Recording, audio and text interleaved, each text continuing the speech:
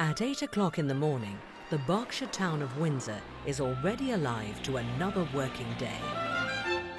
Preparations at the castle are well underway. Everything in the staterooms, scene of many state and official occasions, is given detailed and careful attention.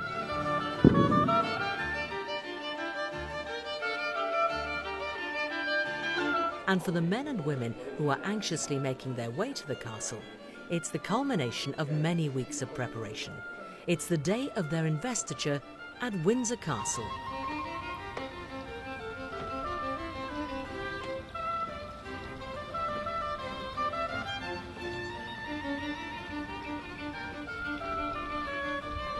A short walk from Buckingham Palace at St James's Palace is the central chancery of the Orders of Knighthood.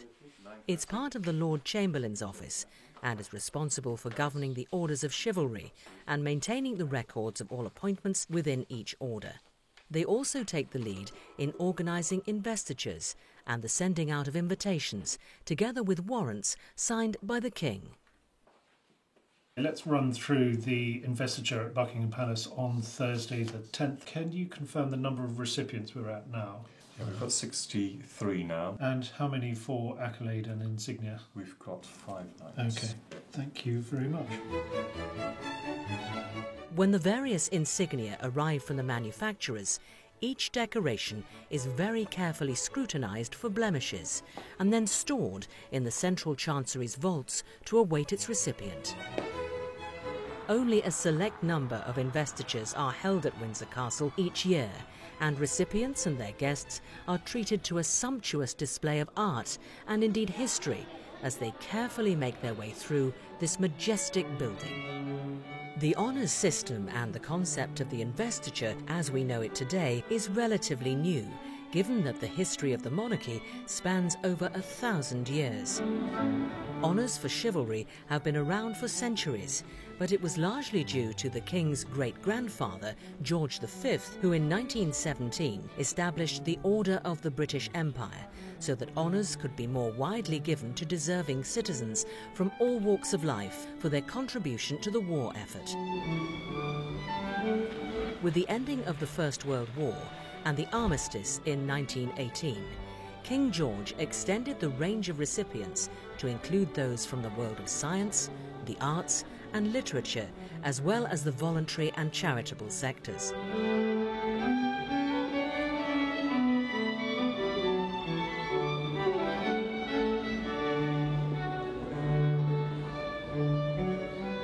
Many countries in the world today have honours and awards of one sort or another, but nowhere is the bestowing of titles and decorations performed in such splendid surroundings and with such grace, style and ceremony.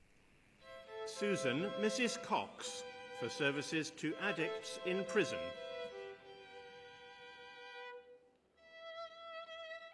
I think one of the most important aspects of an investiture is to be able to reward in a suitable way the selfless service and dedication of so many of these remarkable people. People who've dedicated their lives in all sorts of sort of unseen areas. I'm aware, only too aware, that for the vast majority of people who come to an investiture, it is a very important moment in their lives when they're being given an honour and a reward and a thank you for all the marvellous things they've done.